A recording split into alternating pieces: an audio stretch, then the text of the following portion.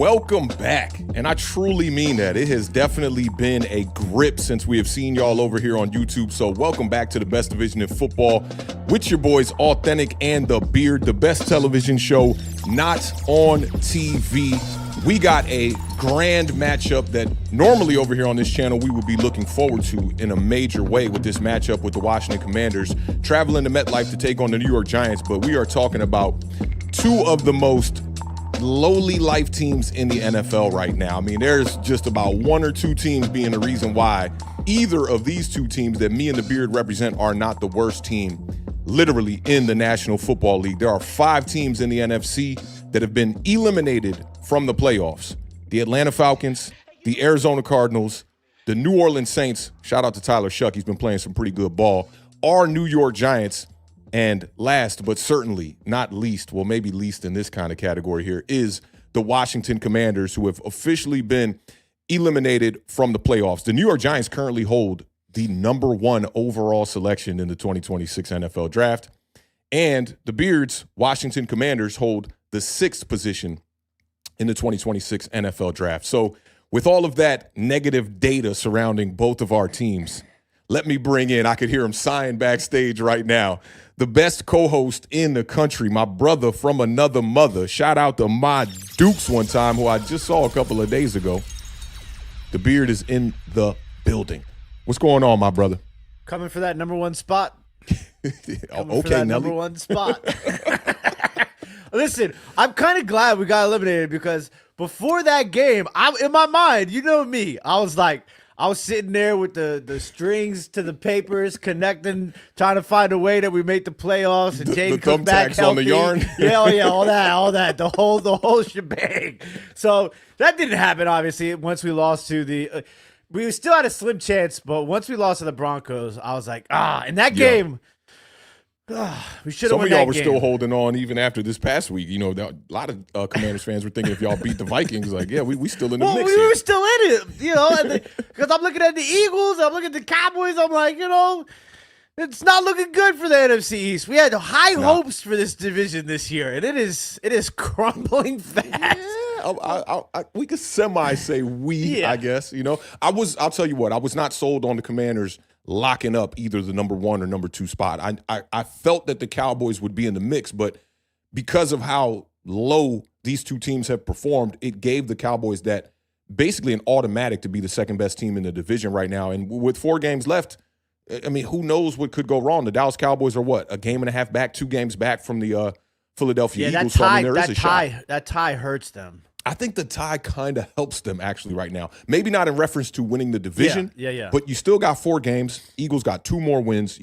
You're playing the Eagles. You got a game against them. So, you know, that gives you an opportunity there. If the Eagles can lose another game, then possibly that puts the Dallas Cowboys in position. But 6-1, it's absolutely going to be extremely tough for the Dallas Cowboys to be able to truly get into the playoff mix here. I think they're 10th right now when you're looking at the playoff picture. But I do want to kind of pivot this real quickly before we get too far off and ask you a question that I've had to ask myself for the last 6 seasons as a New York Giants fan, knowing that my team was going to be the team that would be at the bottom of the division and get closer to the #1 overall selection. So with 4 games remaining, how you see this panning out? We did this last season and you thought that the Commanders, or actually 2 seasons ago, you thought that the Commanders were going to get a higher pick than the New York Giants. Now, you guys we were talking about it backstage a little bit, a fantastic 2024 campaign. You know, Jaden Daniels, rookie season, everything's looking amazing, right? It's looking like this team just needs to make a few moves to really try to capitalize on the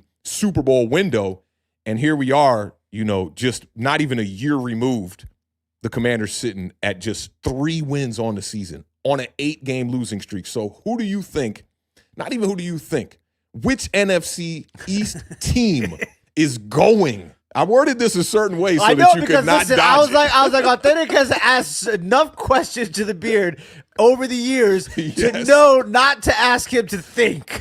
Yes, I need a concise answer on this. Which team is going to end up closer to the #1 overall pick in the 2026 NFL Draft? You could basically rule out the Cowboys and the Philadelphia Eagles. Cowboys 6-1. You guys would have to basically win out, and they would have to lose out for them to get a higher pick than y'all. When it comes to the New York Giants, we're 2-11. there's no way that we can get a tiebreaker over the Dallas Cowboys. So let's just rule them out. The New York Giants 2-11. We have Washington, Minnesota, Las Vegas, and Dallas as our remaining 4 games. Okay, wait. Say that one more time.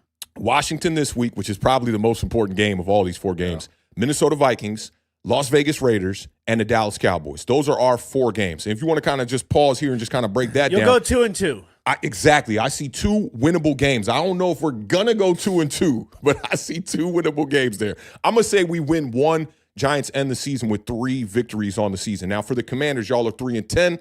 Got this game against the New York Giants coming up. And then 2 of your last 3 games are against the Philadelphia Eagles and the Dallas Cowboys. So you guys, I talked to Mike Swan about this a couple of days ago, and he said, I kind of like this. I don't think this is a good setup for the Commanders, even if you were in position to be knocking on the door of the playoffs. Ending your season with 4 straight games against the division, that can't be a positive for the Commanders, in my opinion. But I do think the New York Giants are going to get closer to the number 1 overall pick. I'm going to pick the New York Giants to get closer, but how you feeling about it? I will tell you something that's pretty interesting. I had this number and I don't know where I put it, but definitely not in my head. Dan Quinn, I know the back end of it. Dan Quinn, I believe, has only lost 4 games in his entire head coaching career in the last 4 games of a season total. That's definitely interesting considering his tenure with Atlanta, especially the last year. Exactly. The first year was good. Even in those years where things weren't going well, he always seems to be. It's like 27-4 or something like that. I like that you brought this up because you know what my pushback is going to be. It's going to be Cliff Kingsbury in the winter months, and we know during our first season of Authentic and the Beard, we weren't even thinking that Cliff Kingsbury was going to be a coach for the Washington Commanders, but we had a segment back then in 2019, 2020 about how he fell apart dating all the way back to Texas Tech in the wintry months here. And we're going to talk about this a little bit when we get to the breakdown, but the running game for Washington is going to be extremely important in how you guys finish out this campaign. Are you of the nature, first of all, of tanking? Do you want to tank? Would you prefer to lose these games? I hate the word tank. I hate the word tank. I'm nothing about tanking. I hate it but it's weird because now we're in a situation where we have an opportunity here at a high draft pick while we're also already eliminated with 4 games left, right? Mm-hmm. I don't believe in tanking. I think the tanking is the stupidest thing in the world. I think that anybody talk about tanking, it just makes no sense to me. These players don't. Elaborate, that's how people get. Are you speaking on tanking as if like organizations are going out there and purposely losing games, or are you talking about fans that don't want their team to win games down the stretch that are meaningless? I think it's a little bit of both, right? Okay, so I got to give you pushback on the meaningless part from fans because listen, me as a New York Giants fan at 2-11 right now on a 7-game losing streak, you guys on an 8-game losing streak. I don't give a fuck about none of these games. And so, listen, I have turned the corner a bit on that feeling because we're eliminated already, right? But at the same time, it's like when you're watching the game, your natural reaction, like when you get close, right? Your natural reaction I start rooting against my team. No. What are you talking about? I get I'm caught like, up Jackson in Dart, please don't get in the end zone right now. I can't do that. I haven't been able to do that. But I will tell you, there's a lot of things I haven't done before that I'm doing now.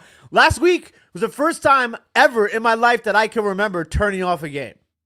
Damn, I don't do that. I definitely don't turn off the game. I got to the point where y'all were getting dog walked. For sure. Listen, and it was right after Notre Dame got snubbed that morning. So I'm already in my feelings, and then Jaden gets thrown to the turf like how Doug or Pat, I can't remember which one it was, accidentally tossed Ace that one day. That was definitely Doug. That was definitely Doug and his drunk ass. So I'm thinking to myself, and then Mariota comes in and throws a pick. So yes, I turned the game off at some point. I mean, I had it on the background, like in another room, but I wasn't you watching. You walked out, right? You were like, "Fuck that game." Yeah. So, listen, I'm going to be honest with you. The Washington Commanders go 0-4 to end the season, and I think a lot of this has to do with the fact that the Eagles and the Cowboys are so close in the division and in the playoff race in general. Yeah, where that's going to benefit Washington as well.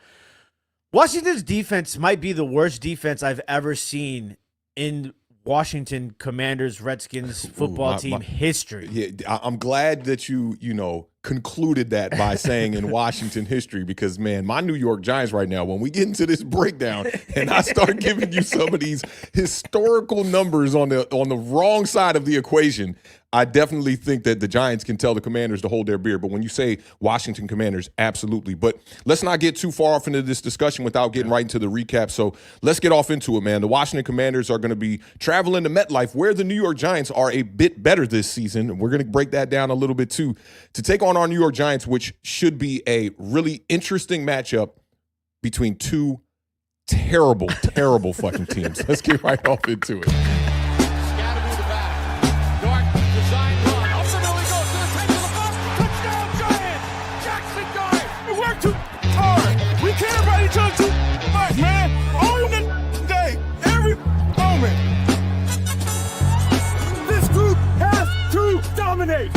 From the jump. In New York City right now is Cam Scanniford. We have another opportunity. Put that the line. That's on three. That's on me. 1, 2, 3. It's too beautiful out here. Wasting opportunity. Come on and take the time for the first down. Just go ahead. Let's go. Let's fight for each other. Here we go.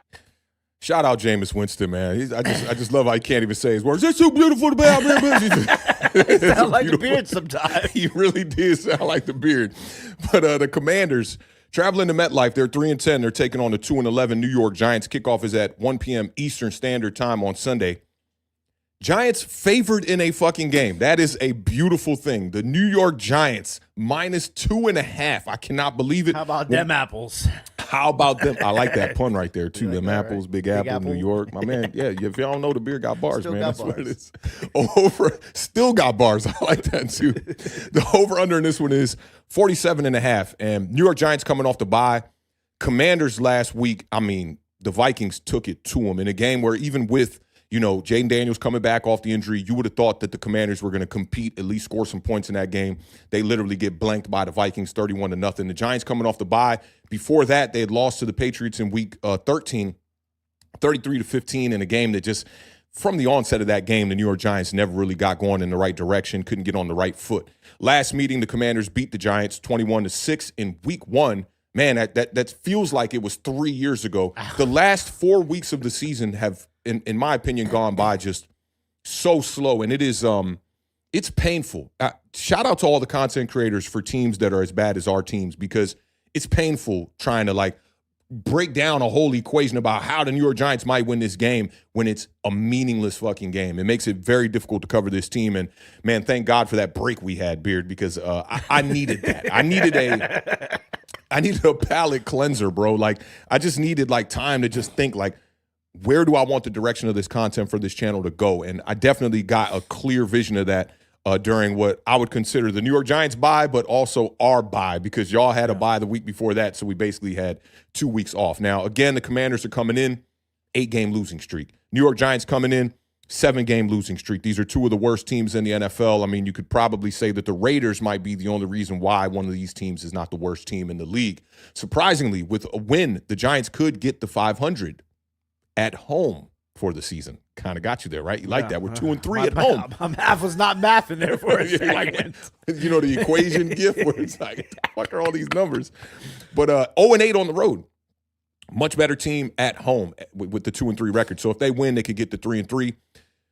13 straight losses on the road for the New York Giants is the longest active streak in the NFL right now. And just for people wondering what the longest active or longest streak ever was, is the Detroit Lions, who lost 26 straight games on the road from 2007 to 2010. So just imagine going that. There's light at the end of the tunnel. There's light at the end of the tunnel. Maybe. When we get to some of these rushing statistics, we're going to break some history here. Now, injuries have been the big part here for both of these teams. And I'm not saying the New York Giants would have been some juggernaut if they would have remained healthy. I think that the Commanders would have been a team that was at least in the playoffs if they could have remained healthy. But when you look at this list of players on IR and players that are fighting back from IR, it's absolutely ridiculous for the Commanders. Zach Ertz, who they lost last week, unfortunate knee injury, which is going to really test, the longevity of his career from this point moving forward. It was tough to watch that part of Hard Knocks, by the way. I got. You know what's crazy? I didn't watch Hard Knocks. I didn't even watch it. I forgot about it, and I saw Bobby posted some stuff about it, and that's how bad the Giants are to me. That I'm gonna go back and catch up on it, but it's just been that bad. I got choked up with the because he was mic'd up and everything, and they kind of covered that to a little bit of an extensive point. It's one of those moments where it's like you really get into that zone with the players a little bit when you watch Hard Knocks, right? And Ertz has just been a guy, and you watch that, and it was it's tough. Yeah, it's good storytelling too. From HBO, they do a really good job of that, and documenting it as well.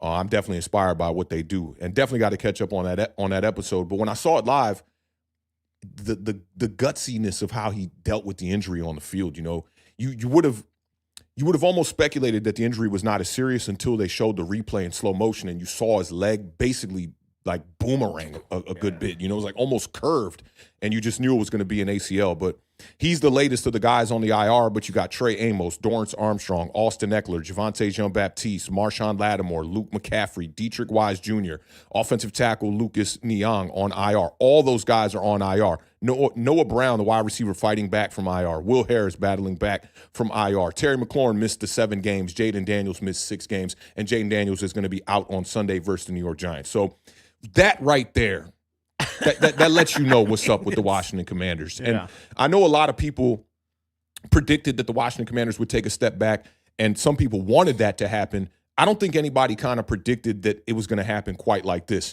No. Now, the New York Giants have had their fair share of injuries as well. IR guys, Malik Neighbors, Cam Scadaboo, Micah McFadden, Evan Neal just got put on IR a couple weeks back. Thomas Fedoni a couple weeks back. Darius Muasau, Art Green, Graham Gano, Bo Collins, Bryce Ford Wheaton, Chris Board, all these guys on IR.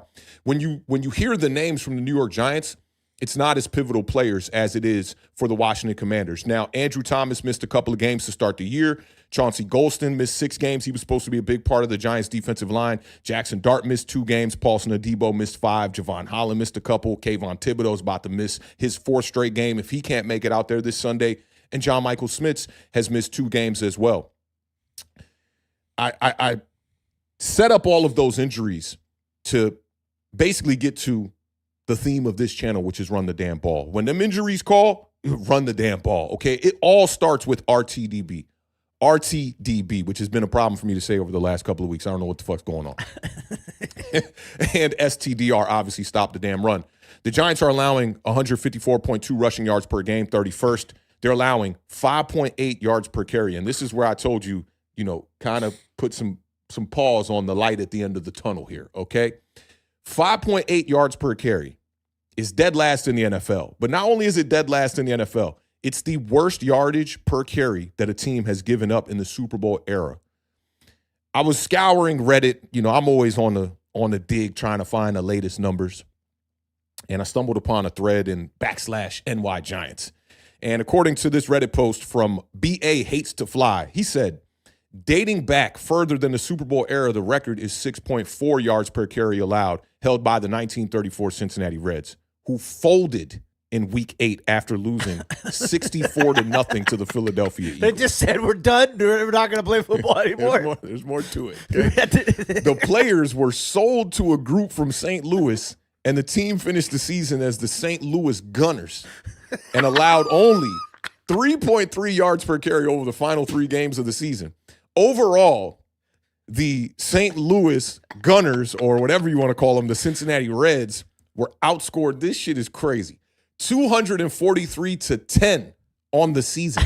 That sounds like some Arkansas Pine Bluff of East Tennessee Coastal University stuff, right? That's some college shit. And I need a St. Louis Gunners jersey, though. Can you reach out to your guy and let me know? Hey, listen, this BA Hates to Fly. He's not my guy. I just met this guy literally before we went on stream. But he ended the paragraph by saying, this is not a typo. They scored 10 points in 8 games. So I wanted to bring that to everybody's attention because just think about the kind of history that the New York Giants are chasing here. Yeah. The bad history where a team that got outscored 243-10, that's the last time that you saw a team average or allow their opponents to average over 5.8 yards per carry. Now, Shane Bowen was fired.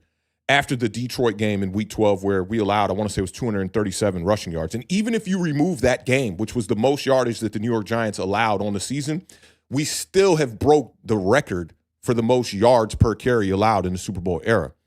Charlie Bullen took over starting in Week 13 against the Patriots. So we really only have one game to judge how the New York Giants have stopped the run since Shane Bowen has left the New York Giants or since he was fired. I'm not blaming it all on Shane Bowen. I think there's a personnel disconnect. I think there's a redundancy in the personnel as well.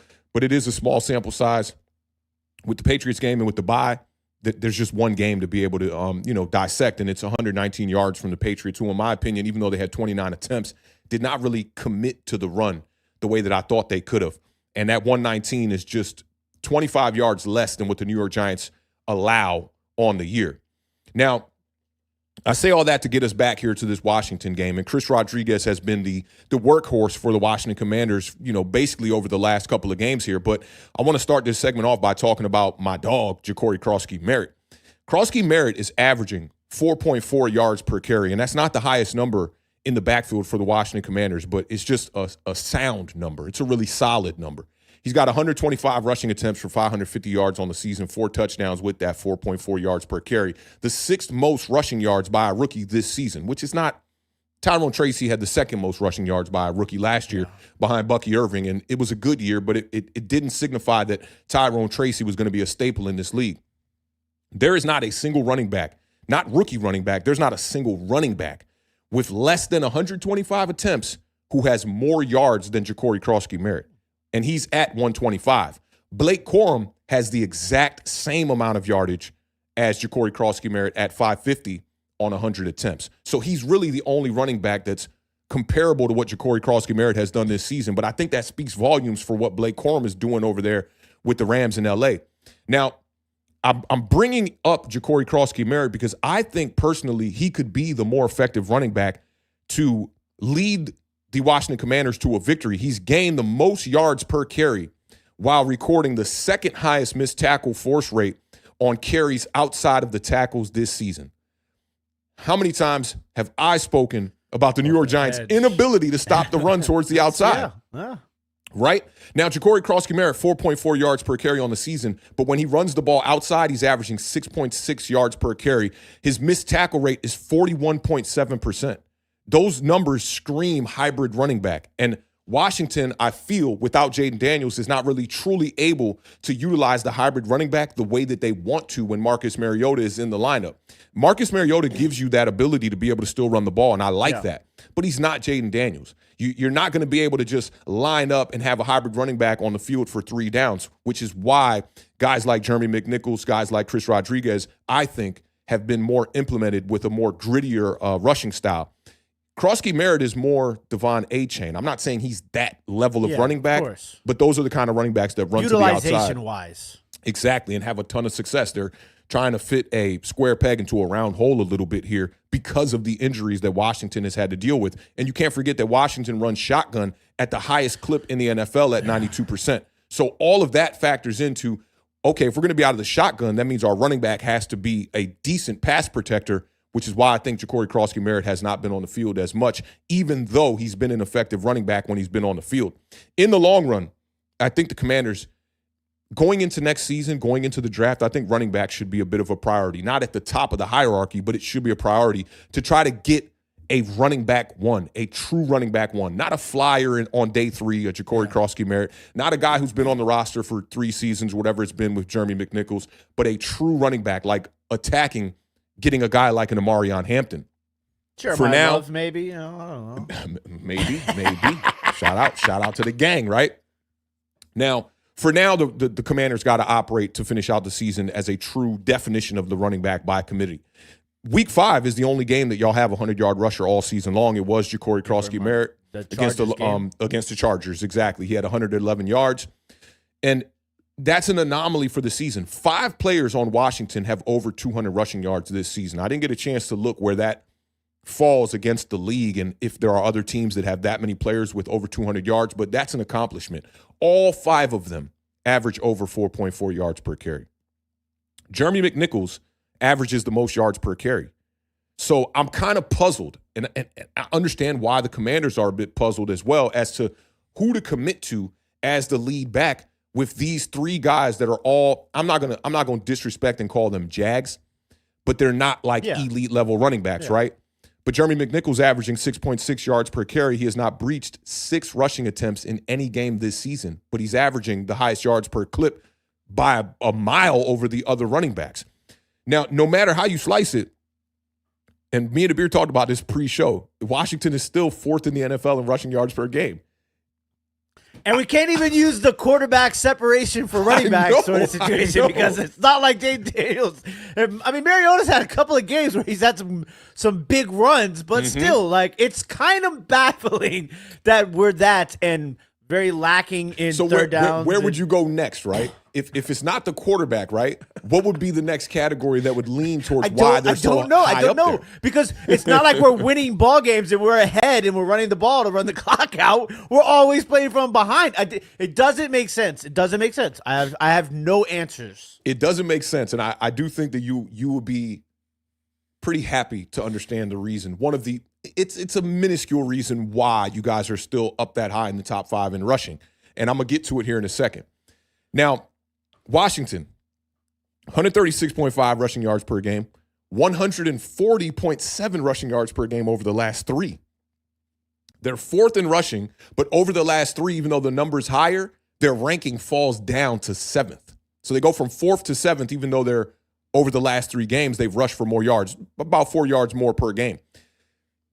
The reason why their number falls in ranking is because it's getting colder and teams are running the ball more. You have teams like Miami. You have teams like Buffalo. You have teams like the Chicago Bears. All 3 of those teams right now in the last 3 games are averaging over 170 yards rushing per game. 'Tis the season, Beard, for RTDB. Now, the reason why Washington is still in the top 5 and even why the New York Giants are up where they are up. Like 12, right?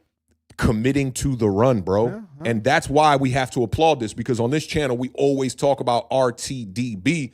And I would say at least more than half of the time, our teams let us down. We want 30, they give us 24. We want 40, they're going to give us 31, right? But these two teams, although they've been behind on the scoreboard, they've been losing games, fourth quarter comes along, they're really not in a lot of these games. You got to give them their props for at least committing to the run.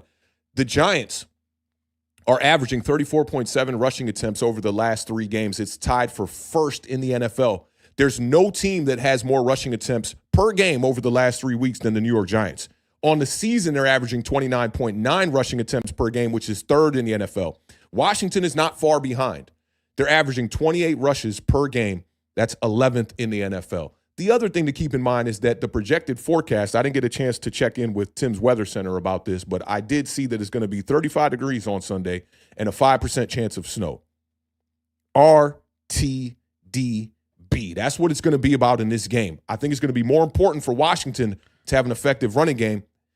The Giants, I think, are going to be a bit more balanced. Chris Rodriguez, he's been the hot hand. He's had at least 10 rushing attempts in 5 of the last 6 games.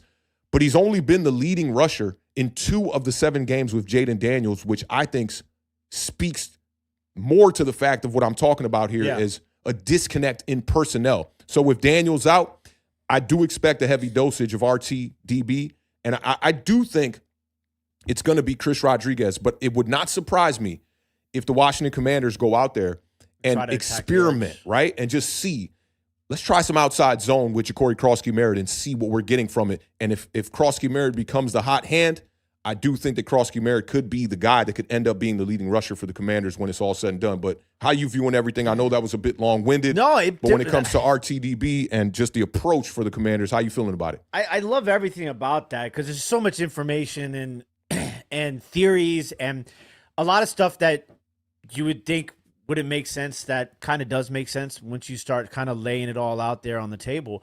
I mean, I've been a guy that was as soon as they traded Brian Robinson Jr., which to this day I still think is put a big mistake.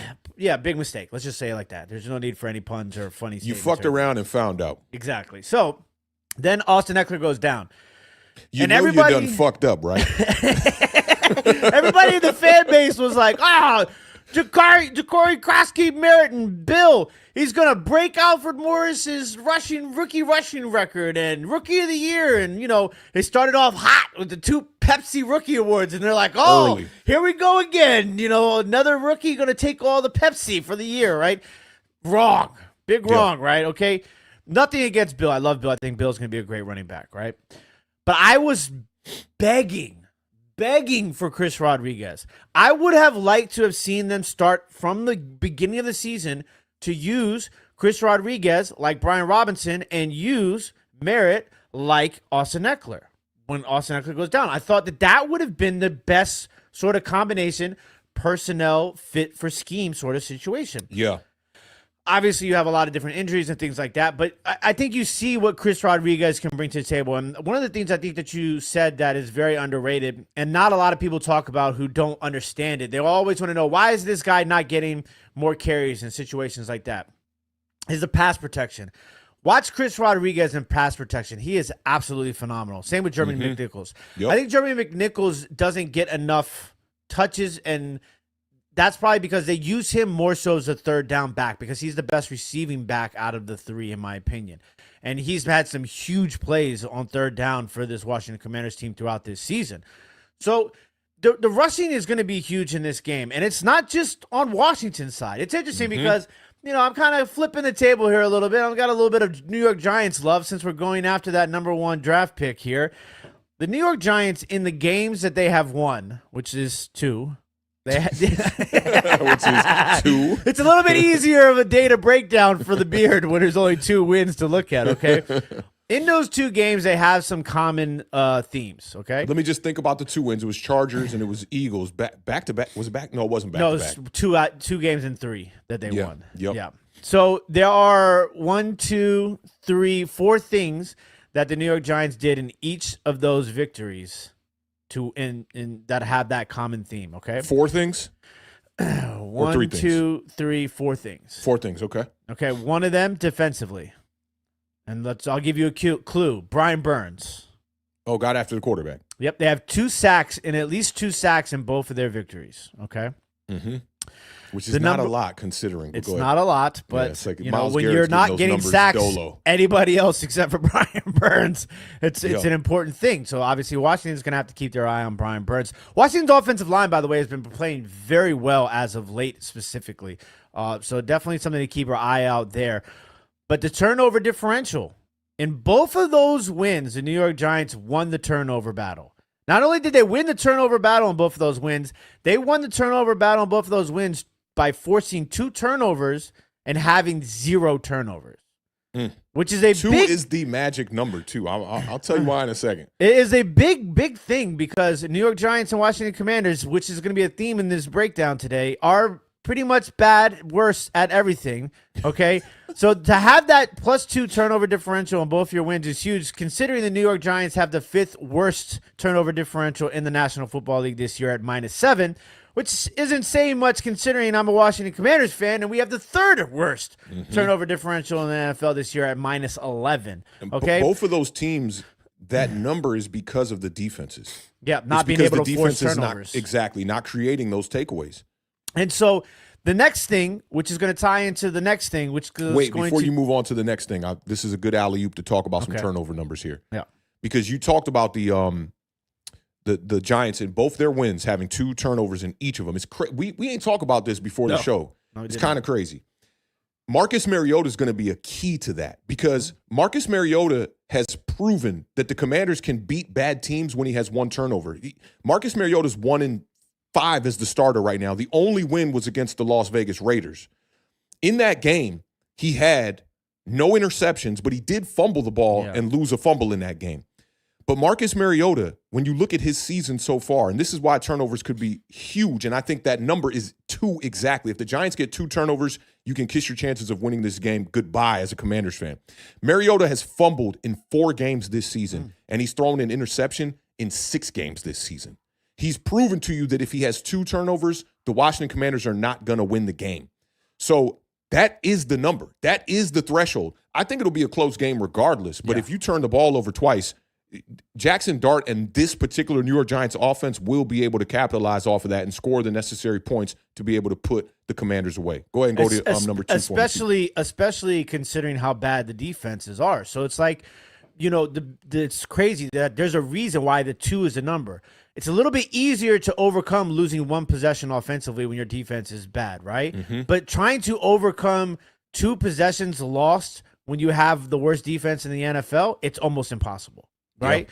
And so another thing, too, that's going to be super important, and these two are going to connect to the running game that we've been talking about so far today, is the New York Giants in both of their victories won the time of possession, okay? And how did the New York Giants win the time of possession in both of those games? By running the ball. In both of those games, the Washington Giants, the New York Giants rushed for at least 160 yards. Okay. Yeah, let me think back to the wins, right? The Chargers game was consistent in the second half for sure. The Eagles game was we basically dominated throughout that entirety of the game. Okay. And you're going up against the Washington Commanders, who have the 4th worst rushing defense in the National Football League, allowing 135.5 yards on the ground per game. Okay, so it's those two things obviously ties in together to what we've been talking about running the ball in this game. And whoever, I mean, it's kind of crazy to think about because the Washington's defense is so bad. They made J.J. McCarthy, and I'm not a big J.J. McCarthy hater. I'm not a guy that thinks they made a mistake and all this. And dude's played like 8 games. Like let's pump the brakes a little bit on that, right? But they did make J.J. McCarthy, who was like, in a downward spiral, looked like Joe Montana for a bit there. I thought it was an okay performance. If you glance at the box score, you might be like, "Yo, exactly. He cooked." Yeah. You watched the game; it was kind of like, what was he like, 16 or 20? Like they really limited his opportunities. But the 3 tutties, you got to give him his props on that. Yeah, and then they controlled the time of it. Yeah. Washington had, I think it was, I can't remember. I'm pretty sure Washington had the ball 2 times in the first half. That's unacceptable. The Vikings had a 98-yard, 27-play, 13-minute drive at one point, scoring drive. Was literally hanging on by their last thread. Nobody could have predicted they were going to walk y'all like that. So that's some of the big things there, obviously. And we talked a bit about Washington and how they've been able to run the ball still, which is, it's a little bit mind-blowing to most fans, especially, Commanders fans. New York Giants rush defense is still awful. Yeah. They're the 2nd worst in the National Football League, giving up that 154.2, as you talked about earlier.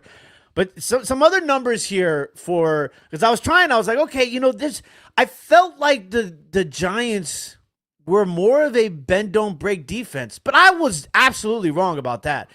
They give up a lot of points too.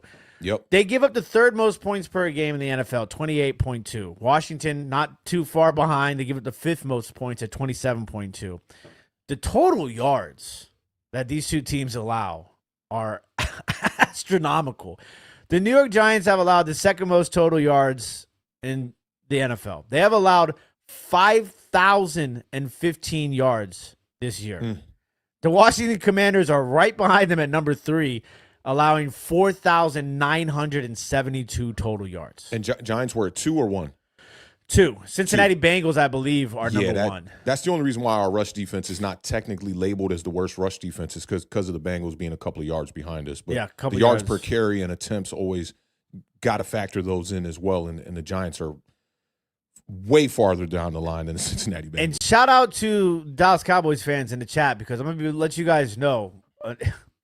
I look up all these stats with Washington and New York Giants, and they're the worst. The Dallas Cowboys are right down there, which is amazing because they have 6 wins. That offense is pretty high octane. They've managed to stay pretty healthy on the offensive side of the ball, which I think is the biggest difference maker for the Dallas Cowboys and how they've been able to overcome as bad of a defense as they have. Still not as bad as Washington and New York Giants. And I owe the Dallas Cowboys an apology because in the beginning of the season, when that defense came out looking like hot garbage, your boy was out here trashing the trash, and I will sit here and let you know you're not as bad as Washington and New York Giants. So kudos to you guys. Let me rephrase. Let me re-ask you another question. You think the Cowboys are a good team? Because 3 weeks ago, it was actually you said they were not a good team. Is it? it's tough. I want to say no. I really do, because it's hard for me to say that you're a good team when your defense is that bad. Yeah. But they're also not a bad team, I don't think. The right? injuries for them were on the defensive side of the ball. You know, getting the cornerback back a couple of weeks ago has definitely been helping them out. Who's my dog? Siobhan Revel. You know, he came back in the lineup as well. So, I mean, the defense is bad, but what I consider is Schottenheimer getting over there and everybody just being like, this is a shit hire. What the fuck's going on in Dallas? And he's proved basically everybody wrong. And that offense has been straight up humming. And even bringing in Matt Eberflus, I mean, I know that defense is not playing great, but they lack personnel. And I think he's doing a pretty decent job with considering the pieces they have over there. I will tell you two things. Shout out Kevin in the PRF in the chat, because Quentin Williams, getting him at the trade deadline was huge. One of the best moves of the year. Yeah. And Kenny Clark too. A lot of people, you know, they overlook that interior defensive line type of move, but both of those moves, it makes you think like maybe we shouldn't be holding on to some of these top pass rushers if we can get the type of capital and the type of return that the Cowboys got back.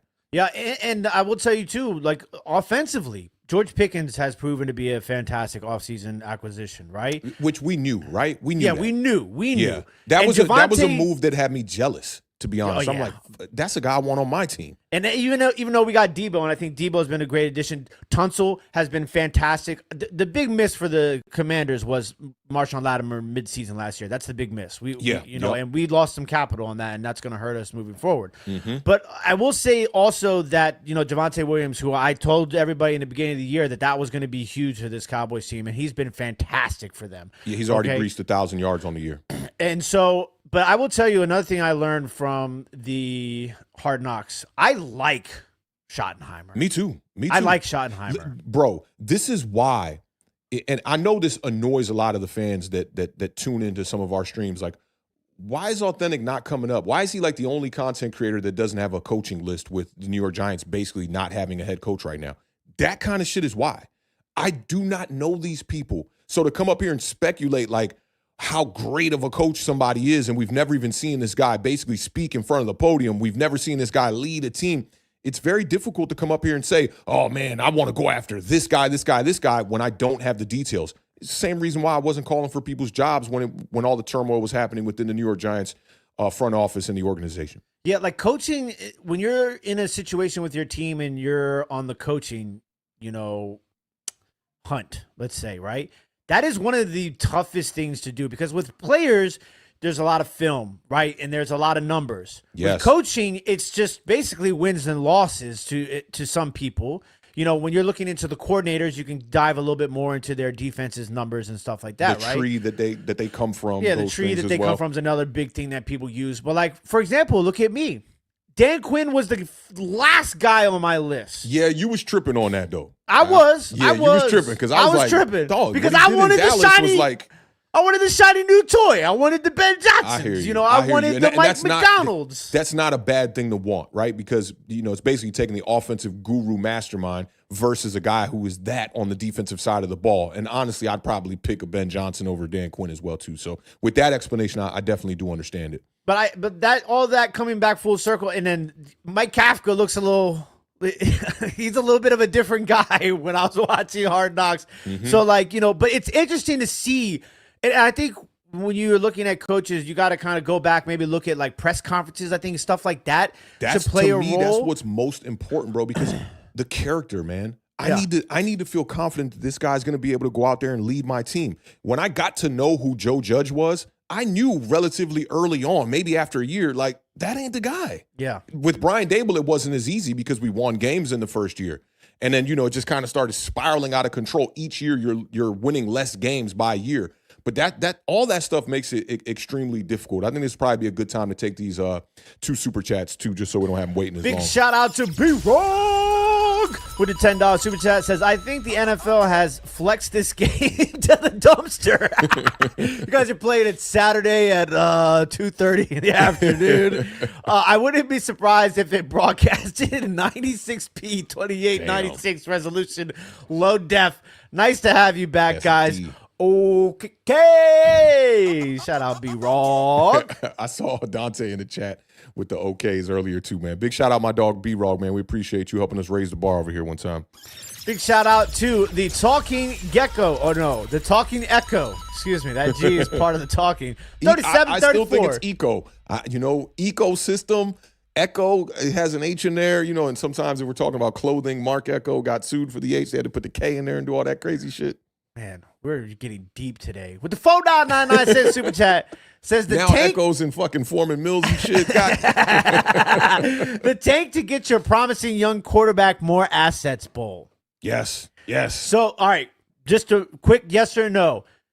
You get top 3 pick, you're trading back. Yes or no? I mean, it depends what's happening. There's a lot that's going to happen from now till till like April. The beard. You sound like the beard. Bro, look, think about it. There's one quarterback that everybody wants right now. Who's Fernando Mendoza. That's it. And I think he's overrated too. I think he's overrated too. I saw him in person and I was like, But dude is like, that's one thing I'm not worried about with him. Yeah. Between the ears, bro, that he knows what the fuck he's doing on the field. Today, I'm gonna say no. Give me the pick. If we're picking, it depends where we're at too, Beard. Like if we're picking 1, if we get a haul for the first pick and go back to like 7, no brainer. Yeah. Easy. Yeah. See, I'm hoping that another quarterback kind of bounces up the boards here, combine workouts, all that sort of stuff, bowl season, the Senior Bowl and East-West Shrine and all that stuff. 1,000% we're trading back because we have no picks. We need picks bad because we somebody said in the chat, it was like, Jeremiah Love would be awesome, but we also need 15 other players on defense. I was talking with Swan the other day, and he was like, "Yeah, man, I'm reading that we're trying to draft this player, Caleb Downs." I was like, Ohio "The whole State. Fucking league is, bro." Him and the other guy that's high on everybody's defensive board is gonna be Ruben Bain from Miami, who I really like too. Will be a great game wrecker, bro. That's who we need. Basically, we need a guy like that. Hey, I'll double up on more defense. I ain't mad at it. I've been saying for the whole year we got the wrong archetype at the edge. So hey, bring in another one until we get this shit right. Might as well, right? We're in the listen. Drafting now is completely different than it has ever been. There's no we drafted a guy at that position last year. Who cares? Yeah, right? It does not matter. Are we getting productivity out of that position where we feel confident in not drafting over it? If so, okay, then you don't got to draft that position. But more than likely, there's going to be players where you can draft over them. Yep. We need to make this a show where we talk about assets, draft, because when you said you want to trade back because y'all don't have any draft picks really, you could also compile some of the later picks you have to try to just move up around and because to me day 3 is the more and more I do draft coverage.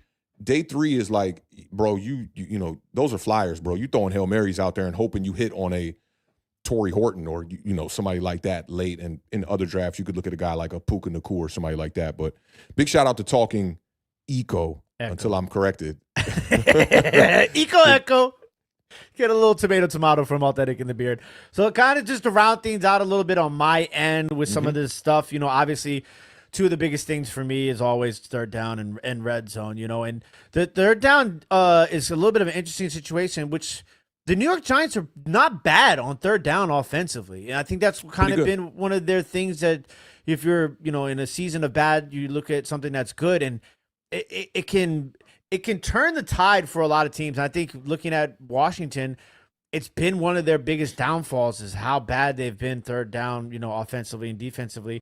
But the New York Giants are 11th best third down offense at 41.1% conversion rate on third down, where in turn, Washington, which is why one of the reasons their defense is so bad, is because they can't get off the damn field, a la that 98-yard, basically, 2 quarters and 48 play offensive touchdown drive by the Vikings. They have the 8th worst third down defense. They're allowing opponents to convert on third down 43% of the time. So if the Giants can find a way to keep that up, and they're in position to win this game. And then you go look at the red zone, which last week I think it's crazy to say this, right? Does that game go differently if Washington scores on that first drive? Because Jaden Daniels looked clean, looked good, hit some nice passes to McLaurin. Rodriguez is scoring. They get down into that red zone. They're on the 1-yard line. Chris Rodriguez is averaging like 7 or 8 yards a carry on that drive, and you can't score a touchdown. You do the play to the tackle who's open, but Daniels doesn't throw it to him because he's got a defender in his face and he knows he's going to get tipped, a la Marcus Mariota and Nick Bonito in the Denver Broncos overtime loss. You know, so then after that, you do another pass play, and then now you're at 4th down. It's like, bro, you're on the 1 yard line. Just run the damn ball, Cliff. Like, that's where I'm at in that situation. Cliff has had a lot of that in the red zone. I love Cliff Kingsbury. I'm not one of these guys who wants to see Cliff Kingsbury fired or leave and hope he finds a head coaching job. I like Cliff Kingsbury. And another thing, I watched a lot of Cliff Kingsbury and Jaden Daniels in that Hard Knocks and how they run through some of the stuff. Very fascinating to watch. And I will tell you that you run the damn ball there, maybe you get in the red zone, especially for Team Washington, who has the 5th best, and they kept saying it too on the broadcast, which is automatically I knew they were going to score.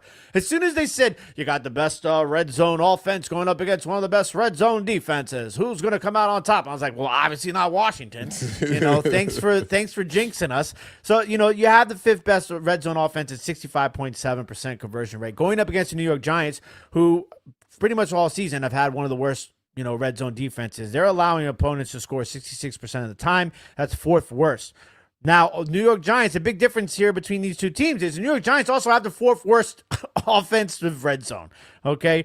They're only converting on 47.6% of the time in the red zone on offense, whereas Washington does have a really bad defense, everything. So, naturally, they have a bad red zone defense. They're allowing opponents to score 64% of the time, which is, a couple percentage points behind you guys. So, so it'll be an interesting matchup. You got 2 really bad defenses, basically. You definitely got 2 bad defenses, that's for sure. I want to talk about the red zone statistics here a little bit too, because the Giants' red zone is a bit skewed, I feel like. You got to consider the first 3 games with Russell Wilson, a couple of games with Jameis Winston, a couple of games with and without Brian Dable, and with and without Shane Bowen, with and without Scadaboo, right? So all those things you got to consider. Jackson Dart had a really nice stretch in the red zone in the middle of the season. But offensively, the Giants, you were talking about the 3rd down offense and being 11th, and, that's like a positive in a negative season. But the Giants' offense has not really been the problem this year. I feel like the Giants' offense has been good enough to win games, but the defense has just not done their part. 14th in total yards per game, 11th on 3rd down, as you described, 15th in touchdowns per game, 13th in rushing yards per game, 11th in yards per pass. Now, granted, I packaged that up a certain way to read all the good shit about my team, right? I'm not going to read off the bad statistics, but those are the good ones. Point being is that the defense has really been like our Achilles heel throughout this entirety of the season, and that shouldn't have been the case. We did not expect that to happen. Again, I do think that the Giants are going to be the more balanced attack on Sunday. I think that Washington is probably going to commit more to running the ball, staying heavy dosage of run, definitely over that 30 mark of attempts. But I think that the Giants are going to try to drop back and throw the ball a lot more. I think that each team has a pretty good advantage here. The Giants' pass attack versus the Commanders' secondary, that's our advantage. The Commanders' rushing attack versus basically the rush defense, the worst rush defense known to man, that's your advantage. So I think that you guys are going to commit to running the ball. The Giants are going to need players to step up. And I think a key player, if he can be in this game and if he can get some snaps, is going to be linebacker Zaire Barnes, who really came out of nowhere. I'm going to keep it funky with you. I was not even familiar with dude before a couple of weeks ago. He led the Giants in Week 13 with a career-high 11 tackles, and he had his first career sack. He's aiming for his 3rd straight game in a row with the TFL. Brian Burns needs to go out there and do the things you were talking about and just be Brian Burns.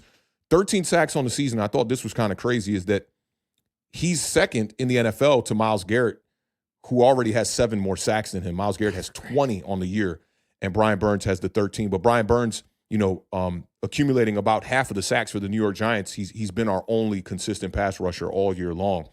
But again, I do think that this offense is going to go out there and give us a chance to win. And the Giants, along with the Dallas Cowboys, 2 teams in the NFC East that fall into categories that are normally only reserved for playoff teams. The Giants right now are top 10 in explosive play rate in the NFL. They're number 9 in the NFL. And when I list you the teams that are in the top 10, it's basically nothing but playoff teams except the New York Giants and the Dallas Cowboys. and the Kansas City Chiefs, who are still trying to get into the playoffs, but it's the Colts, the Chiefs, the Packers, the Bills, the Rams, the Lions, the Patriots, the Bears, and then the 3 teams I just talked about. EPA is another stat that normally reserved. If you're in the top 10 of EPA, that means you're successful on these plays. The Giants are in top 10 in EPA as well. Bills, Rams, Packers, Colts, Lions, Cowboys, Chiefs, Patriots, Giants, and Bears. Full of playoff teams, and then the anomaly, which is the New York Giants. And I just don't understand it. Now, who's going to score the points for these teams? This the real question I really wanted to ask you. Giants averaging 21.5 points per game is 24th in the NFL. Commanders averaging 20.2 points per game. Their opponents average 27.2 points per game. Y'all points per game is down 8 points from last year. Y'all were 28.5 last year, all the way down to 20.2. And the Giants and Commanders are tied right now for 24th as far as the amount of passing touchdowns on the year at just 17. So for you, both teams, where do you think the points come from? Who's going to score the touchdowns for these two teams that clearly lack touchdown creators throughout this season at least? Who's it going to be for Washington, and who's it going to be for the New York Giants? I will tell you right now, for the Washington Commanders, you're going to get a touchdown from Chris Rodriguez. That's the name I had on my list, too. You're going to get a touchdown from Terry McLaurin. Ooh, I didn't have Terry McLaurin on there. And you're going to get a touchdown from Deebo Samuel. Okay, That's a those lot. are going to be your three. That sounds like a win. Those are going to be your 3 Washington Commanders touchdowns. Now I'm going to give you your 3 New York Giants touchdowns. Jackson Dart's going to score a touchdown. Yep. Rushing. Wan'Dale Robinson's going to score a touchdown receiving. And there's no doubt in my mind that you're going to get a touchdown from one of your tight ends against Bobby Wagner in the red zone on a drag. I didn't have a tight end on here. Now, from what you have described here, you have described at least a 21-21 game. We'll wait till we get to the scores to truly talk about that. But I had a lot of the same names in common. I basically put all the running backs for Washington, starting with Chris Rodriguez, and I got Marcus Mariota trying to find his way into the end zone with his legs as well. Both of these quarterbacks in this matchup, their legs, I think, are going to be extremely important to how their offenses, get the success necessary to be able to put the ball in the end zone. The other thing I wanted to talk about was explosive plays. Because scoring points, we all know you're 10 times more likely to score a touchdown if you have just one explosive play on a given drive. The Commanders, man, they are amongst the worst teams in the NFL in creating explosive plays. It's been really bad. The Commanders' explosive play rate is just 5%. It's 22nd in the NFL. But there's a grand opening for the Commanders within this game. The Giants have allowed the 6th most yards per play and the 4th highest explosive play rate against 11 personnel this season. 6.3 yards per play against 11 personnel, and they're allowing an explosive play on 17.2% of the snaps versus 11 personnel. So the Giants are vulnerable going up against 3 wide receiver packages with a 1 running back. Washington does not run 11 personnel that much. So this will be a out-of-character approach if they were to try to run more 11 personnel to try to find some avenues to get the ball in the end zone. Washington runs 11 personnel just 55.4% of the time. That's 22nd in the NFL as well. And Washington, throwing the ball down the field has been their big issue, is creating those explosive plays in their passing game. Terry McLaurin missed a ton of games, and I'm sure that definitely hurt them because he was your big money play guy a season ago. They have 31 explosive pass plays on the season. That's passing plays over 20 yards, tied for the 6th fewest in the NFL. 31. Wan'Dale Robinson has 13 on his own right now. And the Giants, they're an anomaly. They've generated the 7th most explosive pass plays this season with 45 explosive plays. But for some reason, when we get in the red zone, they're not able to put that last nail in the coffin. So I do think explosive plays is going to be extremely important in this matchup, and how they generate. I think the Giants will generate their explosive plays, obviously, through the air. I don't think Tyrone Tracy and Devin Singletary are the really caliber type of running backs that are going to break big runs open, and I don't think that the Washington rush defense is as susceptible to those type of plays as well. So I do think it's going to have to be over the top. Darius Slayton, Wan'Dale Robinson, maybe a tight end like you were talking about. But I'll tell you this too, to just tack on to that, for the Giants, Washington's bottom 3 in almost every single passing statistic that is in regards to 15 yards or more. So that's going to open up that lane. Your one. secondary, like I said, man, that's our opening, in my opinion, is dropping back, allowing Jackson Dart to have receivers run down the field, and also, if it's not open, taking off with your legs and creating plays with your legs as well. You briefly mentioned the red zone as well, and I just want to tack onto that as well. Commanders, your offense right now, really good in the red zone. But the big issue here is over the last 3 games, which is games where Jaden Daniels has not been healthy and Marcus Mariota has been out on the field. So they have the 5th best red zone offense on the year, converting at 65.7%. But over the last 3 games, that number gets cut in half down to 30%. They're 31st in the NFL over the last 3 games as far as converting in the red zone. So it's so difficult to gauge how this game is going to play out, especially from this perspective. But the one number that I want to talk about with Jackson Dart was, the New York Giants red zone offense has been bad throughout the entirety of the season, right?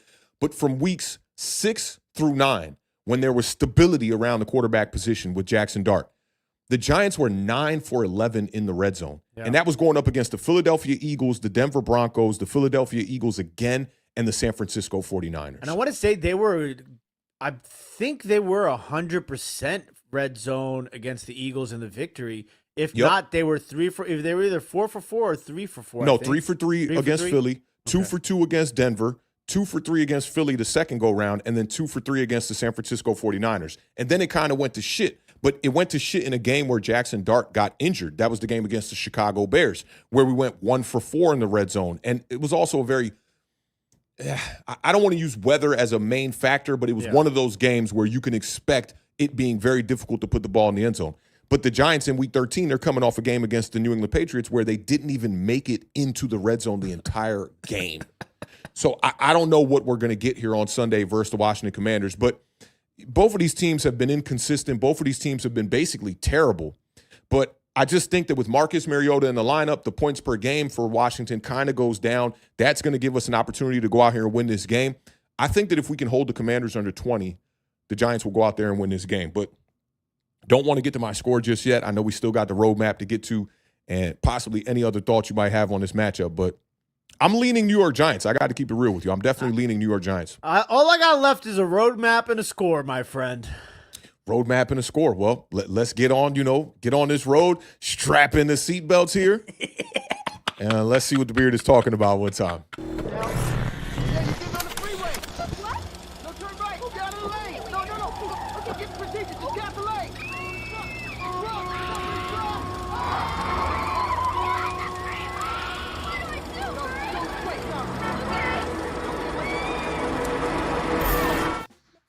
Ladies and gentlemen, welcome back to the road. We had the cars in the shop for a little while, but thank you to our budgeting department. We have the transmission fixed, and we are sponsored unofficially by the official Wazay. Get you to victory, one stop at a time. I like the slogan. Washington Get you to victory. If Washington Commanders want to win this game, they got to do a few things. And if you've been listening to this entire episode so far, I've been dropping a little bit of Easter eggs left and right. The Washington Commanders must protect Marcus Mariota. Mariota. I have motors on my mind. 1 sack or less for Marcus Mariota in this game. Up next, we already talked about the turnovers and how important they are for the New York Giants. If the Washington Commanders want to win this game, they have to win the turnover battle. Up next, you got to be able to hold the New York Giants to under 160 yards rushing. In both of their victories, they have ran for 160 or more yards on the ground. And in order to do that, you have to win the time of possession. So winning the time of possession is important in order for the Commanders to win this game. And last but certainly not least, if the Washington Commanders want to win, they have to score at least 28 points. I like that, at least 28 points. I like that. That gives us, well, maybe I don't like that because considering the way our draft capital is set up. All right, who we picking, Beard? I got the Washington Commanders losing this game by a score. I'm so used to saying the Washington Commanders winning, so I said them first. The Washington Commanders are going to lose this game to the New York Football Giants by a final score of 27-24. See, that's why I said they have to score at least 28 if they want to win. I like it, man. I like it. I'm gonna stick with your score, bro. I like your score. 27-24 New York Giants, man. I like it. Two little nuggets before we leave this game here. They're just random nuggets. You know, it's like lady from McDonald's came over and said, y'all want an extra 4-piece? Yeah. Like, yeah, bet. Why not, right? All the time. It's an incredible Bobby Wagner stat, to be honest. Bobby Wagner has tackled the ball carrier on 24.1% of his run defense snaps this season. A quarter of his snaps he's making the fucking tackle on running plays. The dude is a machine. He's a machine. It's the second highest rate in the NFL right now with a minimum of 150 run defense snaps while missing a tackle on just 4.5% of his run tackle opportunities, which is seventh lowest amongst linebackers with a minimum of 150 run defense snaps. Wagner's finished amongst the top 10 linebackers in run tackle rate in all but one season since 2018. He's a first ballot Hall of Famer. I like that. I might have to dig into it a little bit more to really know what's good, but I like that. And I got one more incredible stat too. This is a Jameis Winston nugget. Yeah, not really, sort of. Good reason to just talk about Jameis. Anytime Winston, we can talk about Jameis, I'm in. Count exactly. me in. So with at least 250 passing yards and a passer rating of 100 or higher in Week 15, Drake May can become the fourth quarterback under the age of 24 to record 10 career games with at least 250 passing yards, joining. You want to try and take a guess at who the other three quarterbacks are? Jameis Winston. Yeah, clearly. Okay. Now you have to say the stat because I was just going to go 250 passing yards under the age of 24 in at least 10 games. Jordan Love? Nope. Well, I'll give you one more. I'll give you one more. Patrick Mahomes. That's one. I like it. Yup. Okay, and then the other one is going to be in at least 10 games. Think about quarterbacks who had the best starts to their careers. Is it either C.J. Stroud?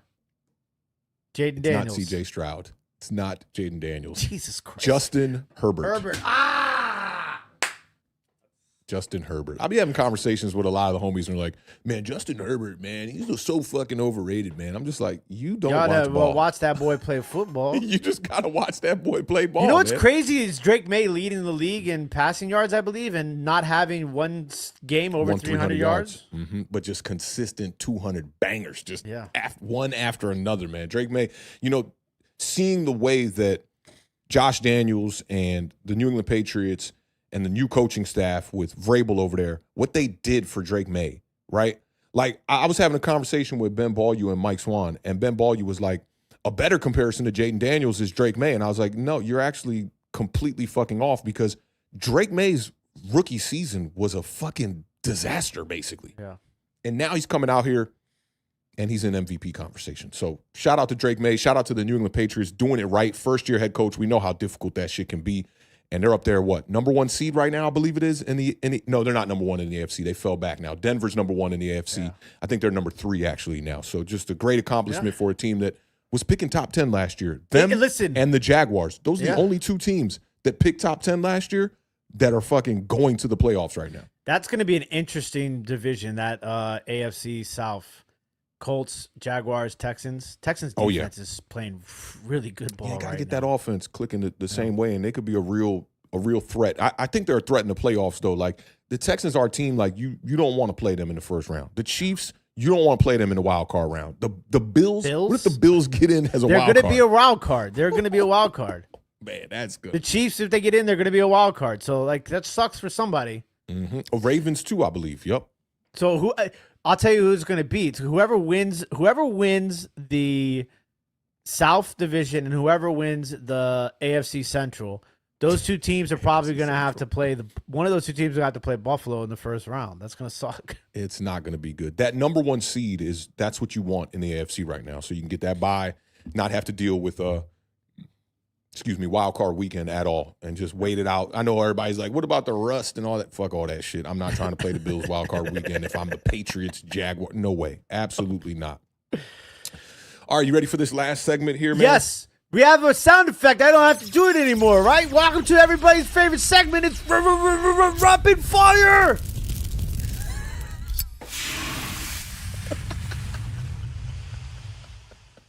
Up first, it's going to be the Las Vegas Raiders. They are 2-11. You want to talk about bad? The Raiders are. That's the worst team in the league. Yeah, yeah. The Raiders stink. I don't even know who's playing quarterback. Is it Kenny Two Gloves Pickett playing quarterback? It was Kenny Pickett who came in last week when Gino was dealing with the hand issue, whatever it was. Yeah, people got upset with the end of that game. Let me tell you, a lot of people lost some money in that game. They are 2-11. They're going to Philly. I'll be in Philly this weekend. Not on Sunday, but I'll be up there Friday and Saturday. The Eagles are 8-5, and they are an absolute whopping 11.5-point favorites. The over-under in this game is 38.5. Kickoff is at 1 o'clock p.m. Eastern Standard Time on Sunday. Eagles are going to bounce back. Shout out to Devonta Smith. Devonta Smith is a character, by the way. He is a fun guy to watch. Absolutely. He's always been a favorite of Authentic and the Beard. And I think A.J. Brown is not as bad as a guy as you guys make him out to be. I like that guy. I watched a little bit of him I like on him, Hard but Knocks. he needs to just not be a distraction. You know what I don't like is when, and some of this, I was kind of feeling this way about Shedeur Sanders. Like, don't create unnecessary shit. Don't be like, I'm going to go out here and do this, or I'm better than all these guys that are starting and all that stuff. Just do A.J. it. Brown is literally on these streams talking about, like, don't pick me in fantasy and all this shit. Like, yo, bro, like, kill all that noise, bro. Yeah. Go out Make there, your play life a lot football, try to easier. win. It would. Like, I don't understand, but I do understand because I forget. You know, you see these football players on the field, they 6'3", 250 pounds. Man, these dudes is in their 20s, man. Yeah. And I was doing Absolutely. shit like that in my 20s too, so I get it. And I think this is going to be a bounce-back game for the Eagles. I'm going to take the Philadelphia Eagles 27, Las Vegas Raiders 10. So we got them covering. Like the score. Raiders actually beat the Eagles last time they played, but it was a long time ago. It was in 2021. Las Vegas Raiders, they're you talk about a experiment and the trajectory of where you thought your team was going, completely going in the opposite direction. That's what the Raiders did. You brought in Pete Carroll. It looks worse than when Antonio Pierce was over there. You brought in Geno Smith. It looks worse than when a Derek Carr and whoever else, Aiden O'Connell, what other quarterbacks took snaps over there? What's my guy, Jimmy Garoppolo? It looks worse than all of that. Geno Smith is playing the worst football of his entire career. Max Crosby, though, he does need a sack to reach double-digit sack numbers for the fourth time in his career. The Eagles, the tough loss that they're coming off of last week, Jalen Hurts completely shit the bed in that game. And, you know, me and the Beard were talking about this off air about how ESPN was talking about benching him and people on social media are talking about benching him. Jalen Hurts has 27 total touchdowns right now. You know where that ranks in the NFL? That ranks fourth amongst all players. So how are we going to bench the guy that has 27 touchdowns? He's got 19 through the air, 6 interceptions, and he threw 4 interceptions last Sunday. That goes to show you that that's not him. His DNA is built on taking care of the ball. It's time for Saquon to ramp up. He did have 122 yards last week, so he's getting there. It's time for him to get right while the weather starts to transition into this wintry vibe. I like your score, 27-10. I believe you said. I'm taking that score. I think the Philadelphia Eagles cover, and they get back right in this game. Up next, it is fresh off of a Commander butt whooping, the Minnesota Vikings. J.J. McCarthy, 5-8. They're headed to Jerry World, face Dallas Cowboys, who are 6-1. Sounds like the beginning of a phone number. The Cowboys are 6.5 favorites. The over-under in this game is 47.5. Kickoff is Sunday Night Football. 8:21 p.m. Eastern Standard Time. Authentic, tell me what you got. 47 that's kind of tough. I mean, maybe Dallas 28-20. I kind of like that. I got a little close. Let me set you up. Give me all right, so back door. I know the Beard, probably wants to get through this pretty fast because he's not we don't call him a Cowboys hater. We call him a non-believer. That's what we called him. That's what Cowboys non-believer. I like that a lot better. Cowboys are still fighting. I don't think they're going to get into the playoffs. Nah, I don't. I made think a they bet will. that they didn't. So Yeah, I think you're going to win that money. But they're fighting for their playoff lives, man. And the Vikings is tricky here. If this was a week ago, I picked the Cowboys to win this game, no problem. But they went out there and they put 31 up against the Commanders. And I'm not saying that's some great accomplishment, but they put up 31. McCarthy did have the 3 touchdown passes, but just 163 passing yards. So if Dallas can get pressure on him, I think this will be tough. For these next 2 games that we rapid fire through, there's a reoccurring theme here that 2 of these teams have that are within these 2 matchups. They have a dude at quarterback. I had a 3-hour conversation with my cousin Serge, who played ball for the Commanders, and he played in the CFL for a while. And he's like, what do you mean by that? I was like, bro, Dak is a dude. You don't got to worry about too much with him at the quarterback position. You know where the level of play is going to be. And then the next game is going to be Baker Mayfield. He's just a dude. And that's the floor of where I want my dude at, right? When Jackson Dart, all said and done, turns into a franchise quarterback, the floor got to be higher than a Dak Prescott or a Baker Mayfield for me, for me to be confident in him to be that next franchise quarterback. The rushing attack, man. First of all, again, shout out to Brian Schottenheimer doing his thing over there. The rushing attack. Javonte Williams, he's 7th in rushing yards, bro. This is the Dallas Cowboys team that we saw last year that was sitting at 32 last year. As far as the way that they were running the ball. He's already over 1,000 yards. He's got 9 touchdowns on the season. Give me the Dallas Cowboys, man. Prime time, Dak Prescott. I'm going Dak Prescott over a team that, granted, they only have one less victory, or the Cowboys have one more victory than the Vikings. I still think that these two teams are in different ballparks. Yeah, I think the Cowboys are kind of trending towards, like, if we could have got our shit right early in the year, we'd be a playoff team. But because of some of the tough matchups schedule-wise as well, started off really tough for them, they're kind of now trying to claw and get back in the playoffs. I'm taking the Cowboys in this one. Give me the Cowboys to cover, and I'm going to take the over. Listen, I've always been never a complete Dak hater or never a complete Dak believer, right? I think when Dak is on it, he's one of the best in the league. I don't think anybody can deny that, right? The problem is there's some inconsistencies in his game at times. And, he always has his back against the wall, whether it's from the defense or the lack of running game, right? He's never really, in my opinion, at his peak level of performance, has had the pieces around him to allow him to make a small mistake. He's always in a position where if he makes a mistake, it's magnified. It's magnified because he doesn't have the support of the defense or the run game, right? You don't think that there's a portion of it, though, playoff-wise, where he just shits the bed?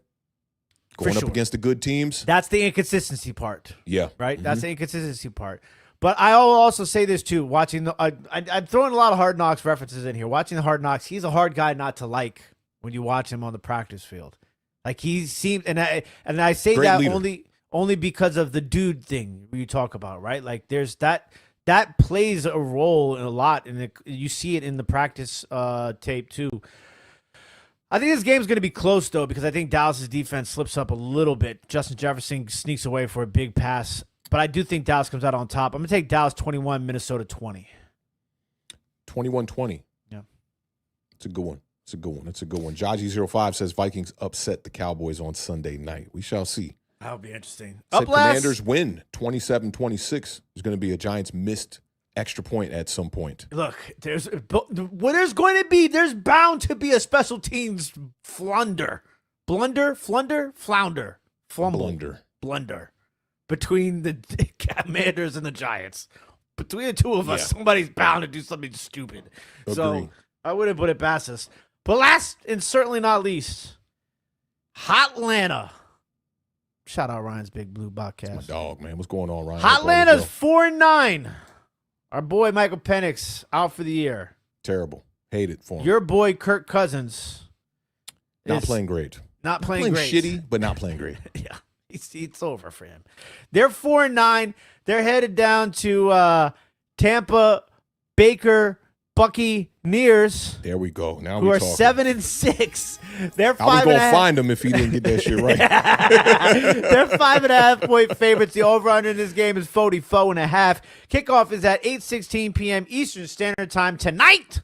You know I'm going. Mike Evans looks like he's gonna be back. He's supposed to be back. I'm kind of mad I didn't pick. Oh, Authentic and the Beard are playing each other in the Shitter Bowl in fantasy football, by the way. Just wanted to I've been on a little run, bro. Look, last week was the first game that I did not win the high bonus when I win in that league. And I missed it by like a point and a half, bro. I was so upset. Even though I got my victory in my game, I still wanted that high score bonus. It's paid for my fantasy and more. I'm pretty happy about being at the bottom of that division, though. I will tell you right now that having a kid is a different beast for fantasy football. Yeah, we were bad this year, bro. I'm in 7 leagues, which probably won't happen again after this Not smart. year. Not smart at all with the kid. I only made the playoffs in 2 leagues. So, yeah. The league that we're in together. That we just thought that was we were Bro, the we just Washington run Commanders. into the We were the- buzzsaw Dog. like, every week, bro. It's like we score 130, they get 180. I'm Yeah, like, and we lost our first 5 picks to injury, bro. yeah, it was bad. Injuries So- this year were a little bit higher than they have been in previous years. It was, man, I lost Burrow, Neighbors, bunch of Tyreek players this year. Hill. Hill, oh my God, we were so high on Tyreek Hill. It was like a sleeper comeback kind of year too. Oh, Yeah, well, give me Tampa. I'm going to take Tampa 27-17. And don't forget, follow Authentic and the Beard, both of us individually on Twitter for hot takes and analysis. hot takes. That sounds like a nice tagline. Little No, I'll banter. put out a same game parlay for this game. But who you got, Authentic? I'm leaning Bucks. I mean, they're not playing as good as they are. That's the biggest problem. Yeah. I want to say they've lost 5 of their last 6 games, man, and they just lost to the Saints this past week and Tyler Shuck. Shout out to the I know. Saints. I know when you say Tyler Shuck like that, it sounds like who the fuck is Tyler Shuck, right? That's how I say it all the time. Tyler Shuck is fucking balling. If you watch the Saints games, Yeah. he's gonna be a dude. 2 rushing touchdowns last week. He's gonna be a dude. When it comes to the hierarchy of the rookie quarterbacks, I got Tyler Shuck right now in the top 3. Absolutely. But we got Kirk Cousins here with Atlanta. It's a little bit different than a young, up-and-coming Tyler Shuck, who's probably where Kirk Cousins was when he was back in Washington back in the day. But Falcons are 1-3, in these 4 games this season where Kirk Cousins has had to play 3 of them in a row here.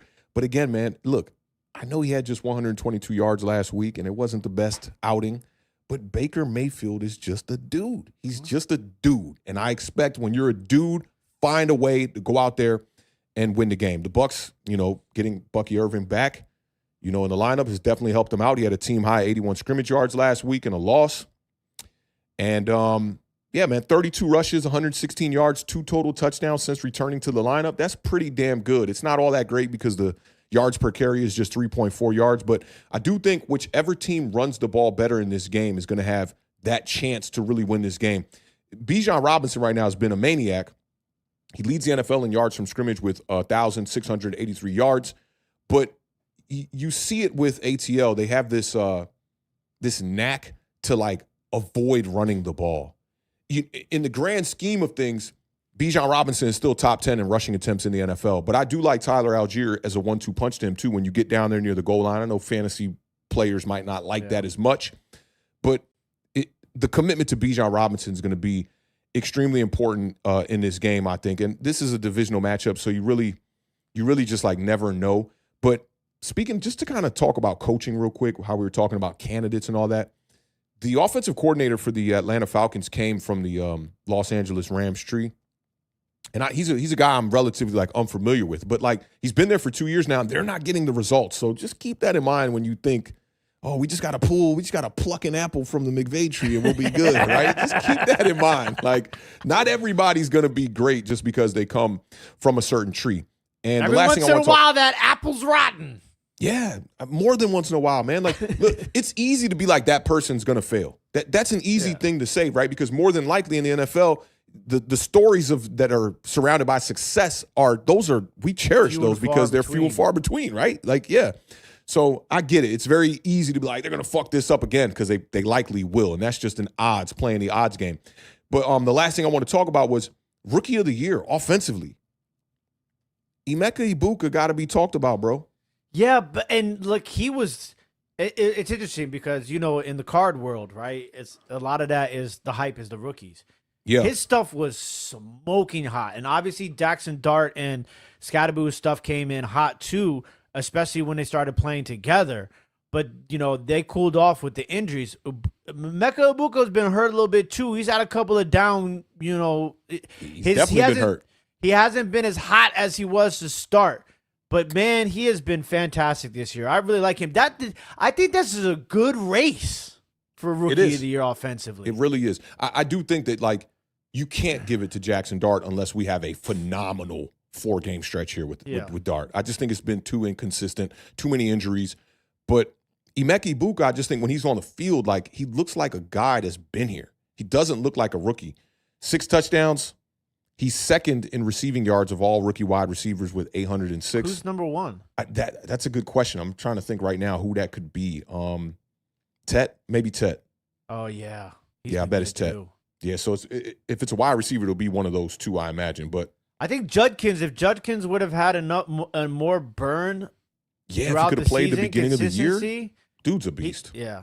He's a beast, man. Harold Fannin, too. Harold Fannon's been a he's played beast well. over there for Cleveland, Gadsden's kind of been up and down for the Chargers, but he's been a good surprise Joe, for he's them. another one, though, that you forget he's a rookie. Yeah. He plays the game like a savvy veteran, and Oronde Gadsden was a guy that was on my radar. Him and Jackson Meeks, both out of Syracuse. I liked them when I was looking at Kyle McCord. They jumped off.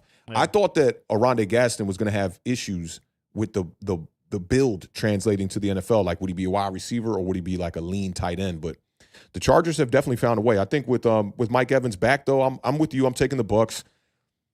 I don't think it'll be as close as you said, though. I think the Bucs are going to control this game. This needs to be a statement game. If you are a playoff team and you're probably going to get in there by default, just winning the division, you got to go out here and smoke a team like the Atlanta Falcons. Carolina's number one in the division now, though, right? Oh, yeah, I do think Carolina is up there. Yep.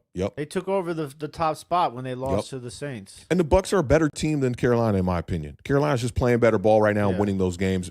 Benefit from the fourth-place schedule as well. But Atlanta's a team that a lot of, like, my homies think, was going to be pushing towards, like, a playoff run Super Bowl. I just don't think they have enough pieces offensively. You got to get another wide receiver in the building, I think. They do, 100%. And I will say this, though. They were really bad defensively, and they have made improvements. I think a lot of their young guys have played well. They spent money too, man. They brought in Judon in the offseason and a few other players. Yeah, but Xavier Watts from Notre Dame, he looks really good at the safety position for them so far this year. Absolutely, man. So I guess we're in agreement there. There was one other statement that I saw in the chat, and I do think that I think I bookmarked it. Let me double check. It was Kevin the PRF.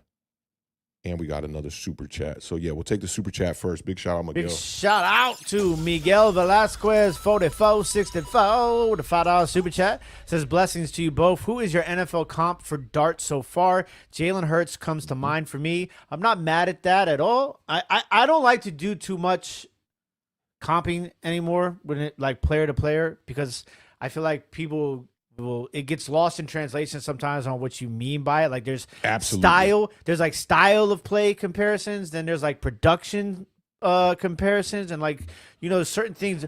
I'll give you one that's kind of interesting, and I'm curious to think what you have to say about this. Baker Mayfield.